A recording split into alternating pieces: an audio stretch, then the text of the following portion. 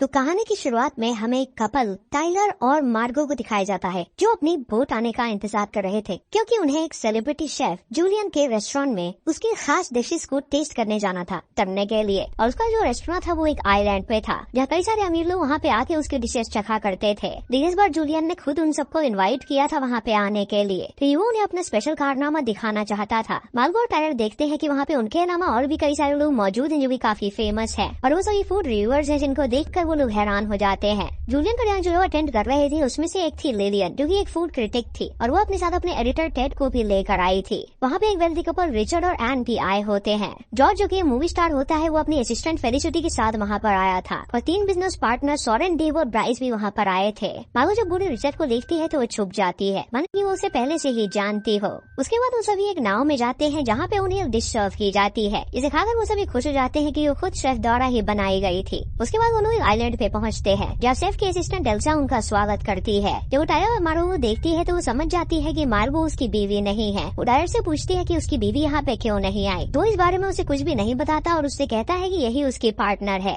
Elsa मार्गो को देख के कहती है कि वो जानती है कि वो उसकी बीवी नहीं है, लेकिन कोई बात नहीं, अगर उन्हें रिप्लेसमेंट करना है तो रिप्लेसमेंट करने को तैयार है। वो बताती है कि यहाँ का स्टाफ बिल्कुल एक परिवार की तरह मिलजुल कर रहता है। वो सब सुबह 6 बजे से लेकर रात 2 बजे तक मन लगाकर काम करते हैं। सारे गेस्ट अपनी अपनी सीट पर बैठ जाते हैं। उनके ठीक सामने एक किचन थी जहाँ पर बहुत सारे शेफ बड़ी बारीकी से डिनर को तैयार कर रहे होते हैं। तभी एल्सा ने सभी गेस्ट को समझाया कि देखो, खाना आपके सामने ही बनेगा, लेकिन फोटो मत खींचना, ये सब अलाउड नहीं है यहाँ पर। इसके बाद जब उनका मेन शेफ वहाँ पर पहुँचता है तो एल्सा उसे बताती है कि टाइलर अपने साथ किसी मार्गरेट नाम की लड़की को लेकर आया है, लेकिन उसका नाम तो लिस्ट में है ही नहीं। तब ये पता चलता है कि टाइलर ने करीब 1 साल पहले इस रेस्टोरेंट में एक अपनी सीट बुक की थी, पर उस वक्त उसकी गर्लफ्रेंड कोई और थी। इसका मतलब ये था कि मार्गरेट का यहाँ पर होना नहीं बनता था। ये देखकर जूलियन थोड़ा नाखुश हो जाता है, लेकिन उसने इस बात को नजरअंदाज कर दिया। इसके बाद डिनर की शुरुआत होती है, जिसमें सबसे पहली डिश को सबके सामने रख दिया जाता है। जैसे ही सभी लोग खाना शुरू करते हैं, टाइलर चुपके से उसकी एक फोटो खींचता है। हर कोई खाने की तारीफ कर रहा था, लेकिन मार्गरेट को वो खाना इतना खास अच्छा नहीं लग रहा था।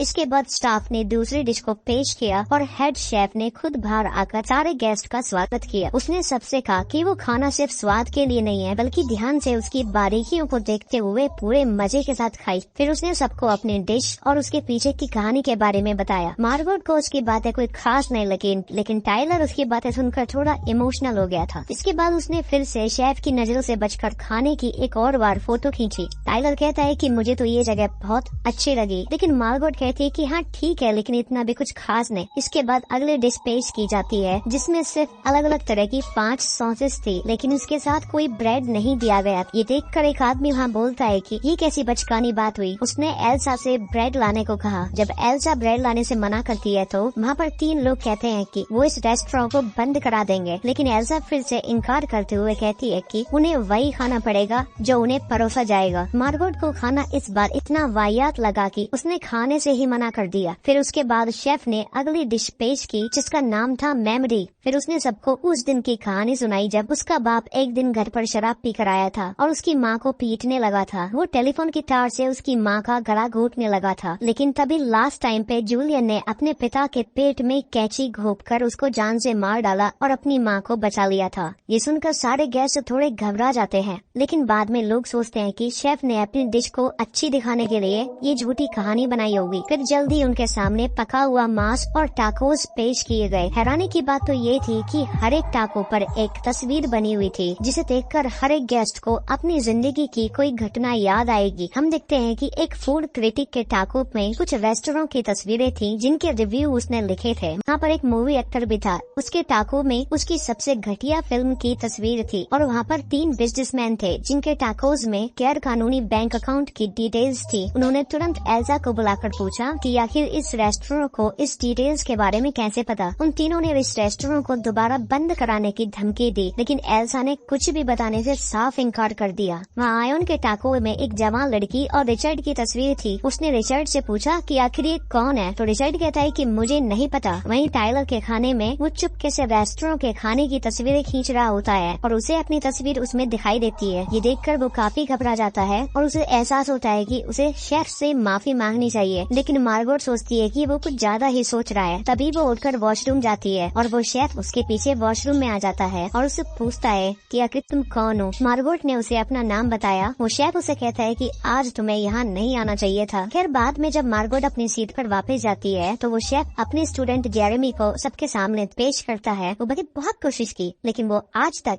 मेरे जैसे डिशेज नहीं बना पाया। ऐसा कहकर वो जेरेमी से पूछते हैं कि तुम अपनी जिंदगी से खुश हो, जिसके जवाब में जेरेमी बताता है कि वो अपनी जिंदगी से बिल्कुल भी खुश नहीं है। ऐसा कहकर वो खुद को गोली मार लेता है। उसे मरता देख सभी गेस्ट्स के होश उड़ जाते हैं, जबकि बाकी लोगों को लगता है कि ये सब जूलियन का सेटअप है, यानी उन लोगों को असिस्टेंट शेफ का मारना एक्टिंग लग रहा होता है। तभी रिचर्ड उठकर वहाँ से जाने लगता है, लेकिन एल्सा उसे नहीं जाने देती। उल्टा वो गेस्ट से कहकर रिचर्ड की उंगली कटवा देती है, जो देख के सभी को यकीन हो जाता है कि यहाँ जो कुछ भी हो रहा है वो कोई सेटअप नहीं है, यानी जेरेमी ने सच में खुद को शूट करके मार लिया था। तभी जूलियन सभी गेस्ट से कहते हैं कि अगर किसी ने बाहर जाने की कोशिश की तो उसके साथ रिचर्ड से भी ज्यादा बुरा होगा। हालांकि टाइलर को इस सब से कोई फर्क नहीं पड़ता और वो अपनी डिश को मजे से एंजॉय करने में लगा होता है। कुछ देर बाद मार्गो को बताया जाता है कि जूलियन तुमसे मिलना चाहते हैं, और जब मार्गो उनसे मिलने जाती है तो जूलियन कहते हैं कि तुम्हारी वजह से मुझे सारा प्लान बदलना पड़ा। वो उसे आगे बताते हैं कि यहाँ पर मौजूद सभी गेस्ट्स और स्टाफ मारे जाएंगे, और सिंस तुम भी यहाँ आई हो इसलिए तुम भी मारी जाओगी। अब फैसला तुम्हें करना है कि तुम गेस्ट के साथ मरना चाहती हो या स्टाफ के साथ। ये बताकर वो उसे 15 मिनट सोचने का समय देते हैं। नेक्स्ट सीन में जूलियन अपने सभी गेस्ट से बताते हैं कि तुम सबके यहाँ होने की अलग अलग वजह है, जैसे कि लिलियन और उसके एडिटर ने बहुत सारे रेस्टोरेंट्स बंद करवाए थे। वहीं रिचर्ड और उसकी पत्नी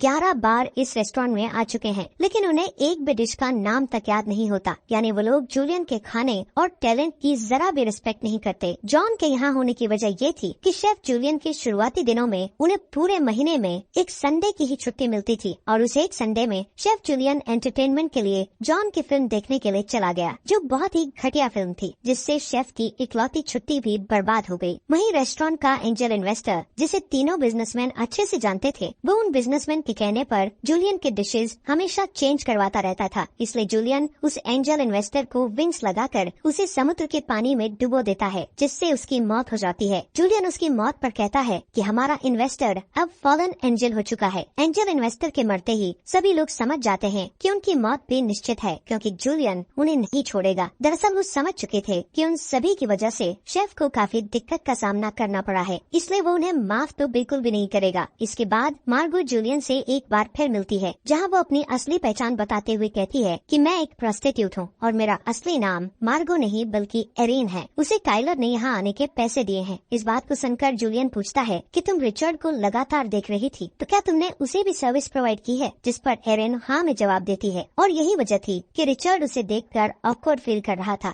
उसके बाद वो शेफ उन्हें बाहर लेकर जाता है, जहाँ वो उन्हें अपनी असिस्टेंट शेफ से मिलवाता है, जो अगले डिश सर्व करने वाली थी। वो उन सबसे कहता है कि वो उन्हें यहाँ से भागने का एक मौका दे रहा है, और जिसका मन है यहाँ से भागने का वो अपने आप को छुपा ले। अगर उनके एम्प्लॉइज से पकड़ लेंगे तो उन्हें दोबारा वापस आना पड़ेगा। ये देखकर सभी मर्द लोग बाहर भाग जाते हैं और छुप जाते हैं, और उसके एम्प्लॉइज उन्हें ढूंढने लगते हैं। ये सारी लेडीज अंदर जाती है, जहाँ उस शेफ उन्हें अपनी डिश चखाती है, और वो सभी उसकी नकली तारीफ करती है, जिससे वो काफी खुश हो जाती है। इधर जहाँ पे सभी मेल लोग छुपे होते हैं वो सभी पकड़े जाते हैं, और उसके बाद उन्हें वापस से रेस्टोरेंट में बुला लिया जाता है। फिर शेफ टाइलर के पास आता है और सबको बताता है कि टाइलर पहले से जानता था कि यहाँ पे क्या होने वाला है। उसने उसकी वाइफ के साथ उसे इनवाइट किया था, लेकिन वो अपनी वाइफ के साथ ना आके मार्गो के साथ आया है, जिसका असली नाम एरिन है और वो एक प्रोस्टिट्यूट है, और रिचर्ड के साथ भी वक्त बिता चुकी है। जूलियन उसे ह्यूमिलिएट करता है और उससे कहता है कि उसे पहले से ही पता था तो वो उस लड़की को यहाँ पर लेकर क्यों आया, ये अनप्लान्ड है और इसकी सजा उसे जरूर मिलेगी। वो तुरंत उसे उठाता है और उसे कुक करने के लिए बोलता है, और जब टाइलर कुक करता है तो वो बहुत ज्यादा रोने लगता है।